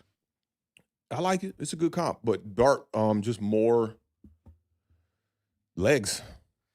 But Baker runs too. Just not the same different. way. Like Runs Dart different. gonna give you that. Yeah, but like I don't know what it is, but they're both gamers. They're both gamers. I think they both have similar arm strength, mentality, and mentality. moxie. Yeah. Let's not go arm strength. No way. No way. We know too much ball to say that. No way. You know who on record has the longest throw in NFL history? It's Baker Mayfield. Baker? Twice. One of them was an incomplete pass that went about 79 yards out the back of the end zone on a Hail Mary. There's no one in the NFL that can throw it farther than Baker, but a lot of people don't really know that. But he is the strongest arm in the NFL. Because remember, a lot of Baker, there was that part of Baker's career where he had the shoulder injury, and a lot that kind of think that sticks with a lot of people's minds. So Absolutely. yeah, I like the Jalen Hurts comparison, but I see a lot of Baker and Jackson Dart in my opinion. I would go. For me, I just got to go with a more elusive player. If we're not going to do it from a productivity standpoint, I think to me, the more obvious comparison is a player like Josh Allen. But there are things that Josh Allen does that Jackson Dart cannot continue to do, which is taking big hits. Yeah. Jackson Dart is, although he's more compact and he's 225 pounds at 6'2", 6'3", should be able to take those hits. Just the way people get concussed and stuff like that is no telling how one player is going to react to it over another. But I think Jalen Hurts is probably more spot on, to be honest. It's like Jalen Hurts is kind of like a combination of Baker Mayfield and Josh Allen together, right? To an extent. It's just Jalen Hurts has gotten away from running the ball the way that he's capable of running the ball because he knows it'll get him hurt. So Jackson Dart needs to look at that and learn a lot from that. I also think that Jalen Hurts is one of the best deep ball throwers in the NFL. When it comes to the fade route, look at the two that A.J. Brown couldn't haul in last game. I mean, them throwing is right on your fingertips. And A.J. Brown in the the post-game press conference, he said it. Like, there's 2 plays I wish I had back. So I love the way Jalen throws the ball, but I do think that Dart has better vision across the middle of the field.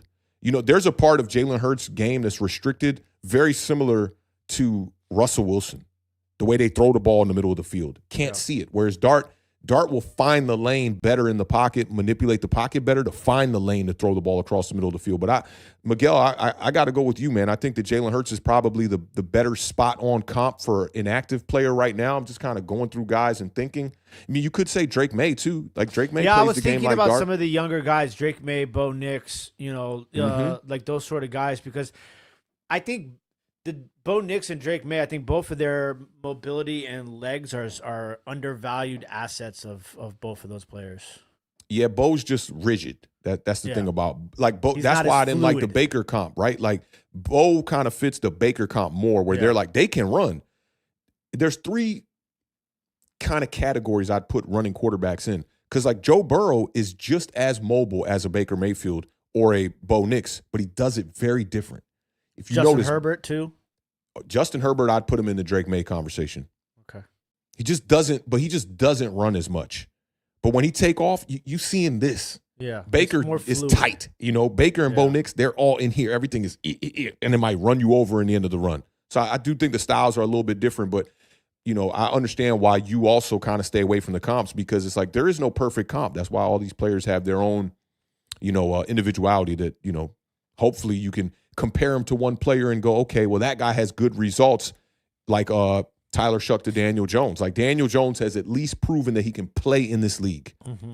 Tyler Shuck plays the game very similar, and you could think, okay, maybe those things will translate over. But I think Miguel has it spot on here with Jalen Hurts. I think that's probably the best comp. Yep. Shout out, Miguel, man. Appreciate you helping us raise the bar. And the last one, before we get up out of here, I want to talk about this conversation here from Kevin the PRF. He said, speaking of distractions, Authentic, what's your level of concern with Abdul Carter? For me, you know, it's about expectation. And we thought that Abdul Carter was going to come into this league and be a generational talent. He hasn't quite shown that. I do think that there's a personnel disconnect with New York, because Abdul Carter, Kayvon Thibodeau, and Brian Burns are all the same guy on different levels. Like Brian Burns is here. I'd put Abdul Carter actually above Kayvon Thibodeau, even though the numbers don't say it. I'd put him here, and then I'd put Kayvon here. But they all play the game similar. If you had a true prototype build of what a old school defensive end looks like, 260, big dude, Michael Strahan vibes, opposite of any one of those 3 players I named, they would all of their productivity would increase, even Brian Burns, who has the 13 sacks or 12 sacks on the season. Abdul Carter needs that. And I think that pairing him with a guy like Brian Burns is going to make things very tricky and very interesting for the next defensive coordinator of how you utilize Abdul Carter, because clearly when you put him on the interior portion of the defensive line, 3-tech, doing things like that, he doesn't necessarily have the weight to stand up and be an every down type of player there. Off-ball linebacker playing on the inside, that also doesn't seem like the best approach for Abdul Carter. So listen, next defensive coordinator is going to have his hands full, and that's going to be something that we're going to monitor and keep our eyes on to see how they use that chess piece with Abdul Carter. Roster-wise. Which could be a thing, you know. Kayvon Thibodeau's, you know, approaching getting paid. Yeah. And, you know, might be a guy that is expendable. And maybe Abdul Carter's going to be like a rotational pass rusher maybe for his entire career. We don't know, you know. And I'll say this too, and I think this question also has a lot to do with who's asking the question. And for those of you that don't know, Kevin's a Washington Commanders fan. Mm-hmm. And, you know, I'm sure there's a lot of easy, I hate to say lazy, but easy comparisons at this point in their careers with Abdul Carter and Chase Young. And so I think that's kind of, you know, to add some more context to that question is that, you know, coming from Washington fans, how do we view Chase Young now after all these years? You know, I was obviously a Chase Young, you know, Big I gave difference Chase Young though is that it was injury related with him, right? Yeah. Because but it was, but not all of it, because a lot of it was, you know, behind the scenes was Chase Young's attitude, and a lot of people, you know, yeah, but that stuff's out of the fandom, right? Like you well, got some of it. some of it's not. I put that on the coach. Like, look, Yeah, if you 1000%. You're talking about a New York Giants fan who we literally had the most reckless motherfucker on our team, and because he produced, I don't care what Lawrence Taylor's doing on his weekday on Saturday, right? Like, bro, you could go out there and party all damn night. I'm talking about powder, beers, shots, all of that shit. If you show up on Sunday as a fan, I'm gonna be like, yo, my dog is going out here, he's getting after it. Yeah. But I think that with Abdul, it's bro, he hasn't even played the full season yet. Yeah. The comparison I think that is closer is that the draft capital, which Chase Young was drafted second overall. Generational talent. The generational talent and the expectations of those players drafted that high. But the problem with that is, dude, we did this with Trayvon Walker. Look at him now. And he's still, people think that nobody talks about Trayvon Walker, but he's a dog. Listen, the people who still think Trayvon Walker is not like a dude, they're fucking not paying attention. And that also doesn't if you look help. at Josh Hines Allen, the same shit happened to him on the same team. Yeah. Right? But you look at it today, you be a fool to be like, man, Josh Hines Allen out here, he not playing that good, man. Him and Kayvon kind of the same thing. You be a fool, right? But people want to compare it too much to the Aiden Hutchinsons that's what of the world, the Myles Garretts of the world. Them dudes are, bro, they're once in a lifetime. And that's why we need to stop throwing around that generational talent. The worst tag, as much as we all do. We're throwing that in the bucket. You know how I feel about that one. Yeah. H-Town says that Tibbs has ball better than Carter. I mean, look, you look at Abdul Carter, more pressures, more quick pressures. The only number that Kayvon Thibodeau has played better than Abdul Carter is the sack number at 2.5. Which now Abdul Carter is at 1.5 now. So by the time we get to the end of the season, if Kayvon Thibodeau can't get on the field, we all know availability is the best ability. I can't sit up here and say that Tibbs is playing better than Abdul Carter. But I understand why people say that, because most people want sack numbers, and that's their threshold of how they gauge an edge rusher. But listen, the Giants have had 3 guys in the top 50 of total pressures basically the entire season. So, for me, the more the merrier, but that defensive coordinator's job is going to be extremely important to figure out how to use these guys the proper way. When you have, this kind of accumulation of this many pass rushers, it does make things difficult because you, one, need the results, which Shane Bowen couldn't get, but 2, you got to figure out putting these players in the best position to be able to succeed. I know a team who could use a pass rusher. I do too. Yeah. You want to trade us something? I'll give you Chris Brown. I mean, come on, bro. You're going to give me a guy that ain't even his real name? Come on, man. I need something worth some value here. I was thinking Jaden Daniels or. Come on. I mean, you already got your guy. You got JD 6. You don't need JD 5. Mike Sanry still, maybe. Somebody like that. Then I might consider. How about giving Marshawn up a Lattimore? Chill, cuz. Chill, cuz. Oh, man. Yeah, man. So that's where we're going to leave it. I mean, hour 37 minutes on basically one game today, man. Good job, Beard. Good job. It's always, listen, it's like riding a bike, man.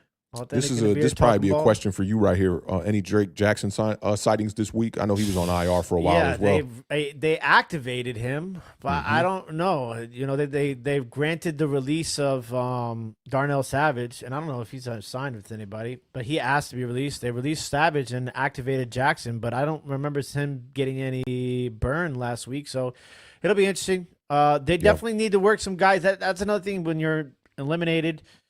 It's time for some guys. Listen, the tight end position. This is going to be critical. 4-game stretch. Yeah, it sucks that we lost Zach Ertz, right? But we knew that this was going to come a day when the life without Ertz, and you put capital in Bates, you put capital in Sinnott. So we going to find out here. One of those guys is going to step up, or is we just adding tight end to the long list of offseason needs for the Washington Commanders? Shout out to the New York Giants who address tight end every year and still can't find that dude. It's fucking absolutely crazy. Drake, he came from San Fran, I believe, right? That was one of what I'm blanking out on your general manager, Adam Peters. Yeah, I want to say that was one of his moves when he brought him over. So we'll see. We shall see, man. Any last words before we get up out of here? Nope, good to be back. Everybody enjoy the game. Everybody enjoy the game tonight. Make sure you guys follow us on Twitter at Authentic, at Tim Walk on Water 2. I'll put together a same game parlay for everybody to try and win some extra moolah on. And, We'll see. Ben Sinnott goes off for 100 this week. We'll see. Let's go a modest 55. Go modest 55. Giants need help, man. Inside linebackers definitely been an issue, but we'll see what their plan of attack is at covering the tight end position here with Zach Ertz out in this game. Big shout out to the family, man. We breached 7,000 subscribers like this past week, so big shout out to y'all. Y'all know we couldn't do this without y'all. Everyone who pulls up and shows up for these streams on a basically weekly basis for these streams. Y'all are a big part in why we continuously keep getting opportunities and why we keep getting more people subscribing to this channel. So big salute to y'all. Y'all know how we end every show over here on Authentic and the Beard. Keep raising that bar. Keep living those dreams, because the universe flows in Technicolor and surround sound, and a life without dreams is a life in black and white. Big shout out and rest in peace to the New York legend Combat Jack. And that is a wrap, Beard. Best of luck to all of y'all in y'all fantasy playoffs that are about to start this week. And I want to say best of luck to our teams, but it doesn't really matter. I do think that the schedule moving forward, just keep your eyes peeled for what we got going on, because these recaps and these pre-games, these preview shows that we're doing here, the more and more we get down towards the finale of the season, these are going to matter less and less. So we're going to try to find interesting ways to keep the content popping for you guys for these last 4 weeks. And then just diving into draft coverage. There's not going to be a break this year, really. We're just going to get right off into draft coverage. And it'll be fun, too, because both of us are going to have a high pick in the draft this year. So, I'm looking more forward to that than I was looking forward to the season. I'm going to keep it real with you. That's probably – my draft board is still not erased from last year. And we didn't get to share a lot of the draft coverage over here on the Authentic and the Beard YouTube channel, so we're absolutely going to be doing that this year, man. So y'all just keep your eyes and ears peeled for that, and just updates with the content as we go along. But we definitely not going to neglect y'all for another 2 weeks like we did. I needed that bye, though. I definitely needed that bye, man. Shout out to the Beard. Shout out to the family, man. Big salute to y'all. Biceps in the chat for all the people that are replaying this and watching this before Sunday's game. Let's get a watch in the comment section as the emoji for this week. Well, it is what it is. Don't clip this up talking about authentic bonus Shador Sanders. Don't be doing that. Don't be doing that. We'll catch y'all on the next episode, man. Y'all enjoy the rest of y'all evening. Peace.